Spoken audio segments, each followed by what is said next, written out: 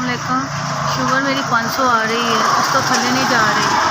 Doctor गए, उन्होंने test लिख के दिते ने, डेंगी दे, कोरोना दे, काली जरकान दसदे पे ने।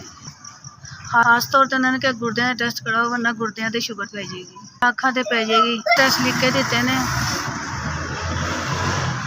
1500 1800 का टेस्ट ने। मैं किधरों करावां, मेरी इन्नी आमदन नहीं मेरे बंदे की। दिल के मरीज़ ने ते उन्होंने को इन्नी आमदन नहीं। तुसी इस वक्त 4 मेरिया धीआं ने, पुत्तर मेरा कोई नहीं। 4 धीआं ने मेरिया, पुत्तर मेरा कोई नहीं। कल्ला मेरा बंदा कमाने वाला, वो भी बीमार शमार रहिंदा वे ते दिल का मरीज़ है। खर्चे नहीं सारे को पूरे होंदे। किन्नी किन्नी देर मैं दवाई नहीं खाती, उसकी वजह ना मेरी शुगर खाई रहिंदी है। वो कहते हैं गुर्दियां ते पैंदी पई है। अस्सलाम वालेकुम। तुसीं मेरी 10,000 की मदद की। अल्लाह तुहानूं जिंदगी देवे, तंदुरुस्त देवे। अल्लाह तुहाडी लंबी उम्र करे। अल्लाह तुहाडे बच्चे सलामत रहन, आबाद रहन। अल्लाह तुहानूं दुनिया की हर खुशी देवे। अल्लाह तुहानूं सलामत रखे, खुश रखे, आबाद रखे।